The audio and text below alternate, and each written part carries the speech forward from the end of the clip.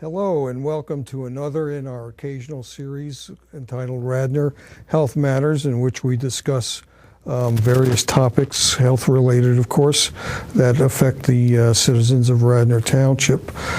Today we are going to be talking about human papillomavirus, which we will sometimes abbreviate with the initials HPV, what it is, what kinds of illnesses it causes, and how it can be prevented. My guests today are Amy Leader, who is an assistant professor of the Department of Medical Oncology at Thomas Jefferson University and associate member of the Kimmel Cancer Center, also at Thomas Jefferson University.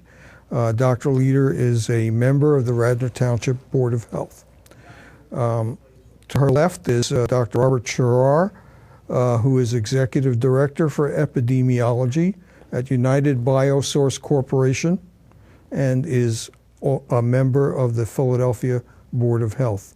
I should mention also that in a past position, one he no longer holds, Dr. Scherer worked with Merck Pharmaceuticals and was involved in the development of one of the, so far, 2 approved vaccines for HPV.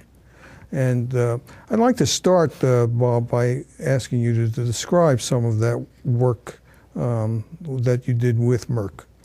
Well, I'd like to begin by saying, my interest in vaccines and immunizations is a long history. I ran the immunization program for the Philadelphia Department of Public Health for 17 years.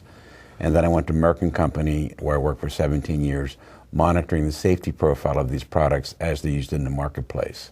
So my responsibility was trying to describe how safe these vaccines are. Merck had a number of different vaccines, and one of the vaccines that was actually in development when I was at Merck was the human papillomavirus vaccine. I was not the clinical monitor on that case, but I did kind of follow it, and when it got introduced into the marketplace, then we did monitor the safety profile of it. It takes a lot of work to get a vaccine on the market. There are extensive regulations that have to be met. There are manufacturing standards that have to be met. And of course, you have to design the clinical trial so that you prove that the vaccine is both safe and effective. This takes a number of years to do. It's not something that happens overnight. But I guess they were probably working on the development of HPV vaccine for close to between 5 and 10 years. And a little later, I think I don't want it to pass over or without the comment it deserves that the development of a vaccine to prevent cancer marks what I view as an historic threshold in medical science. I think the fact that we can prevent a cancer by using a vaccine, I think, is a history-making event, and one that I hope will be replicated elsewhere. This is actually our second anti-cancer vaccine. Our first anti-cancer vaccine is the hepatitis B virus. Right. Because the hepatitis B virus can cause hepatocellular carcinoma. So this is our second anti-cancer vaccine, and I think they both are medical milestones and achievements. The fact that you can prevent a serious disease like cancer with immunization is truly remarkable. Now, Amy, you've also been working in this area with HPV, and could you describe for us what you've been doing at Thomas Jefferson? Mm-hmm. Well, I think like you, I was taken when this vaccine was approved to prevent cancer in 2006, and I think there's a lot of interesting public health ramifications involved in here in terms of decision making for adolescents and their parents, and I just thought it was a very dynamic public health topic that was really cutting edge and a breakthrough. I am a co-investigator on a study in Philadelphia. Then the goal of this study is to improve awareness and vaccination among adolescent girls in Philadelphia. And we've been doing small group health education sessions with adolescent girls in Philadelphia and their parents now for a little over a year, educating them about HPV, cervical cancer, and the new vaccine, and helping them make the decisions whether or not to get the vaccine. So what is HPV? Let's nail that for our viewers so that they have a clear idea in their minds. HPV is a mouthful. It stands for the human papillomavirus. It's the most common sexually transmitted infection. and it's the primary and known cause of cervical cancer. Sometimes the public gets it confused with HIV or herpes, and it is not either of those. It stands for human papillomavirus, but it is a sexually transmitted disease like the others. Is there more than one kind, Bob? Yeah, I was going to elaborate. There are at least 100 different varieties of HPV virus, and they cause different clinical syndromes. Many people have had warts on their hands or plantar warts on their foot. These are also caused by human papillomavirus. The one the vaccine's against, though, is against a human papillomavirus that actually causes cervical cancer or genital warts, which are different. So there are lots of different types of HPV viruses out there. What are the symptoms of HPV? Most people who get HPV infection really have no symptoms. In fact, only the people that really develop later on either the congenital warts, which you can visibly see, or the cervical cancer actually end up with symptoms. Early on, most people aren't even aware of the fact that they've been infected by it. And most people will in fact get over the infection. I think the statistics is that first of all, it's probably the most common sexually transmitted disease out there, and the CDC estimates that there may be somewhere around 6 million infections each year in this country. Most of the people that get infected will get over the infection on their own. I think 70% are cured within a year, and 90% are over within 2 years. What happens, though, is in some people, and for reasons that aren't always clear, they get what's called a persistent infection. And this persistent infection over many, many years is what leads to the cancer. Now, Amy, you've characterized this as a sexually transmitted disease, and so obviously that implies a given method of transmission from one person to another. Are there others, or how is it that, what's the mechanism involved here? This is not a virus that's spread through casual contact. This is transmitted through sexual behavior, skin-to-skin contact with an infected individual. And that can come in many forms of sexual behaviors. That can be vaginal sex, anal sex, and many other kinds of risky sexual behaviors. But this is a skin-to-skin, non-casual contact type of transmission. How common is human papillomavirus infection in the general population? Well, as Bob just mentioned, it is the most common sexually transmitted infection in our country. There's about 20 million Americans who are currently infected, and Bob did mention there are about 6 million new infections every year. And the statistic that I usually tell parents is that about 50% of individuals who engage in sexual behavior during their life will at some point be infected with this virus. And as Bob alluded to, many and most will not even know they have it. Because there generally are no symptoms. But it is extremely common in the population. And when infections occur, you could be infected with several different types at the same time. So it's not just one infection, it could in fact be multiple infections. As Bob alluded to, there's over 100 different kinds of HPV, and only a small amount are known to cause some of the more serious diseases like cervical cancer, but you can have multiple infections. Do we know which types cause cervical cancer? We do. Some have been classified as high-risk types of HPV strains, types or strains. Some of them have been classified as more low-risk types of strains. The high-risk types are the ones that are known to cause cancer. There are two, to get very technical, types 16 and 18 are known to cause about 70% of our cervical cancer cases. And then there's 2 low-risk types that are known to cause about 90% of genital warts cases. But some of the types cause cancers, and some of the types cause genital warts and other things. And the vaccines that have been developed against these diseases contain all of these different types of HPV viruses, so that both vaccines contain type 16 and type 18 antigens to protect you against the cervical cancer. And then one of the vaccines also contains the type that causes congenital warts. So the vaccines have multiple antigens in them.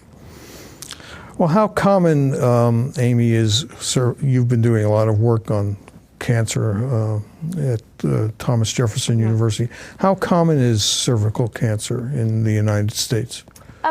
About 12,000 American women will be diagnosed with cervical cancer each year in our country. And about 3,000 American women will die of cervical cancer each year. So it's not as common as breast cancer or lung cancer or colon cancer in women. But 12,000 women is a substantial number of women each year who will be diagnosed.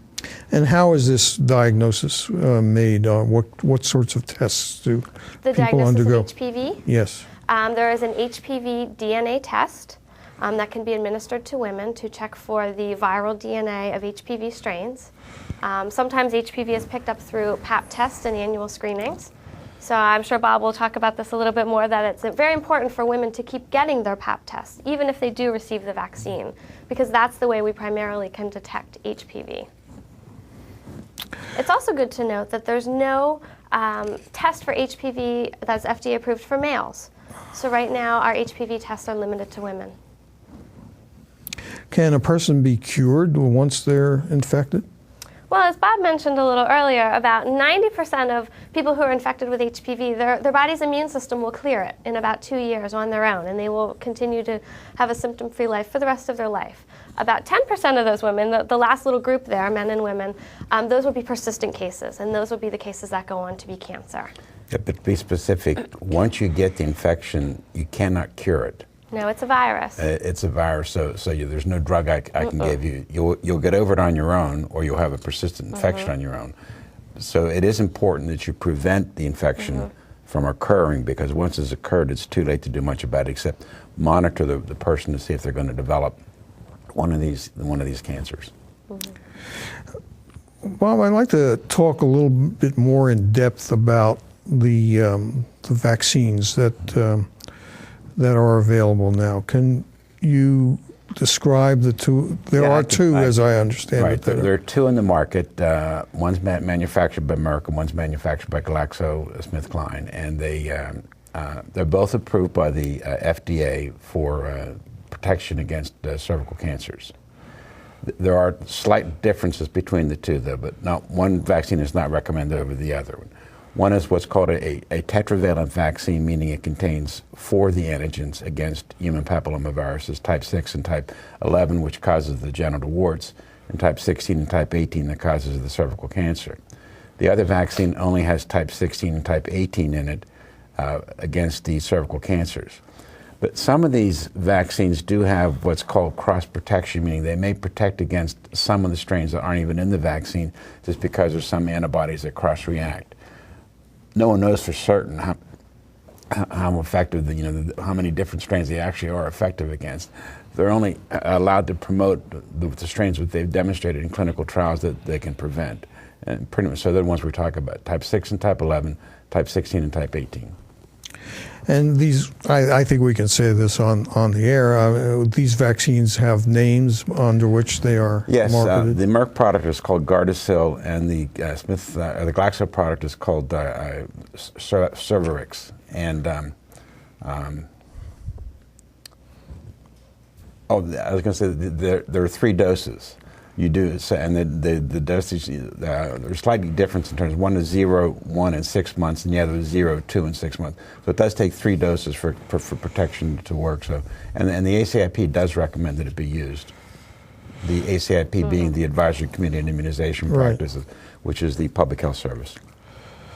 I think, Herb, if I can interrupt you, I think it's important to mention, Bob, that these vaccines are also approved in other countries. Yes. So, and we weren't even the first country to approve these vaccines, but it's not like we're, trying an experiment in our country. These have been proven around the world. Yeah, one of the things too is when we talk about cervical cancer, obviously we do a better job in America in terms of monitoring women for it, but in most parts of the world where they can't do Pap tests, cervical cancer is more common, and consequently the vaccine would be even more effective there because they don't have the facilities to do the kind of screening that we do and then do the follow-up. So cervical cancer worldwide is a bigger problem than what we just see here in the United States.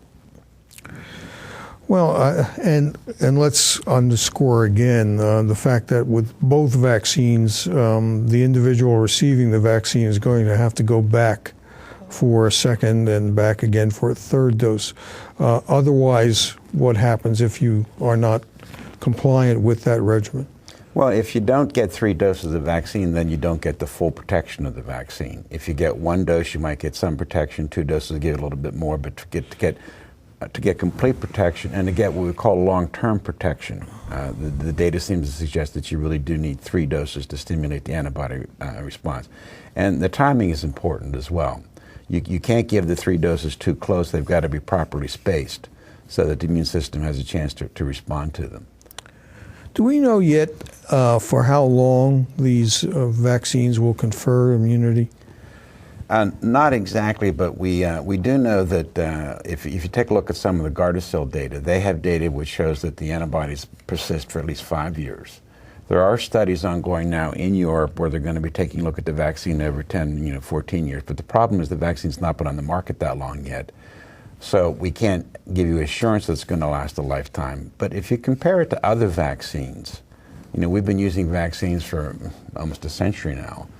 And most of the vaccines really do give long-term protection. The immune system is remarkable in its ability to remember what it had been exposed to previously.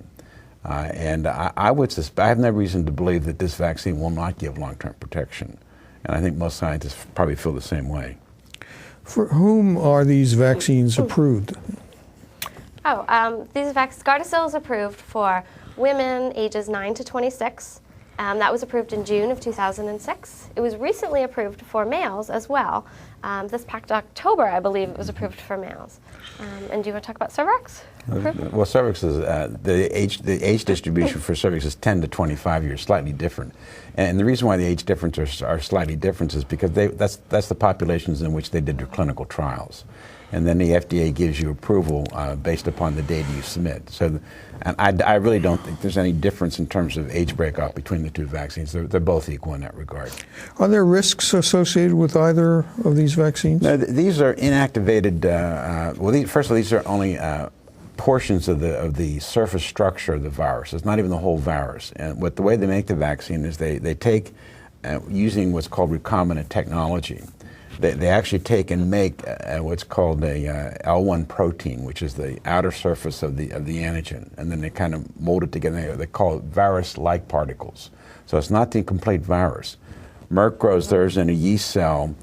Glaxo grows theirs in a different cell, it's an insect cell type, and then they purify the antigen and give it to you. So these aren't even complete viral particles. These particles are inactive. They cannot multiply in your body, so you're not going to get HPV infection by getting it. All it's going to do is it's going to stimulate your immune system to make antibodies against the antigens that we've given you. As far as we know, the vaccines are very safe. In fact, I think the biggest problem with the vaccine from a safety viewpoint is that the vaccine's administered initially was administered primarily to adolescent women. And unfortunately, when you give vaccines or injections to a lot of adolescent women, they have a tendency to faint. And it's the syncope associated with the vaccine. And when you faint, make sure you don't hit your head in something that requires sutures. And whenever I used to work in the immunization program in the health department, fainting was always one of my big concerns for the school immunization programs, because you want to make sure that if the kid is going to faint, that he doesn't hurt himself in the process. But I'm not aware of any serious adverse reaction that's linked to these vaccines long term. They're still being studied, though. They've only been on a short period of time. A lot of the, if I can interrupt, a lot of the girls that I talk to who have gotten the vaccine will complain of a sore arm for about 24 hours. Yes. Some say they'll have a headache and things like that, but they're very minor. Is there anyone, for example, pregnant women or women who are contemplating becoming pregnant shortly, who shouldn't get the vaccine? Well, they don't recommend giving vaccines to pregnant women. We don't. There's no data showing that the vaccine would harm the developing fetus. But in general, we don't like to give pregnant women anything we don't have to give them. And what I think most people would recommend is if you start the vaccination series and you get pregnant, they would probably hold until the pregnancy's over. But I know of no data showing that the vaccine will cause any harm. What's your interpretation of it? I agree. Well, what should a person do if they are contemplating getting the vaccine for themselves or for their child, an adolescent child, for example? Well, I think one thing that's important to remember is the reason that this vaccine was approved at such a young age, all the way down to girls as young as 9, is not because we're worried about girls as young as 9 developing cervical cancer, but that you need to, in order to make this vaccine be effective, it needs to be administered before they'd be exposed to HPV, which ideally would be through sexual contact. So the idea is to vaccinate a young girl, or now even a young male, before they've initiated sexual contact, and to start them as young as possible. And so you might be making this decision with your young daughter, who's as young as 9 or 10. It's more so recommended 12 to 13 is what is sort of the general guidelines. But I think it should be a discussion between the parent, the child, and the physician, and anyone else who would be an important decision maker in their family. And what are the risks of the daughter? what behaviors is the daughter being exposed to now? What are the future behaviors of the daughter? What are the family values about this? And then make an informed decision. Yeah, I think that the point to emphasize is that they really need to get vaccinated before exposure takes place. If you wait until after exposure takes place, you're missing the boat, because it may only take 1 or 2 exposures for you to get infected. So you really do need to do it before exposure. Well, we've given our viewers a lot of information in a very short period of time, and I think there may be many of you out there who might want to do some further research on your own, and we're going to put up some websites you can profitably visit, and I encourage everyone to do so. I want to thank our guests for being with us this morning, and we look forward to our next program in this occasional series. Thank you, Herb. Thank Thank you.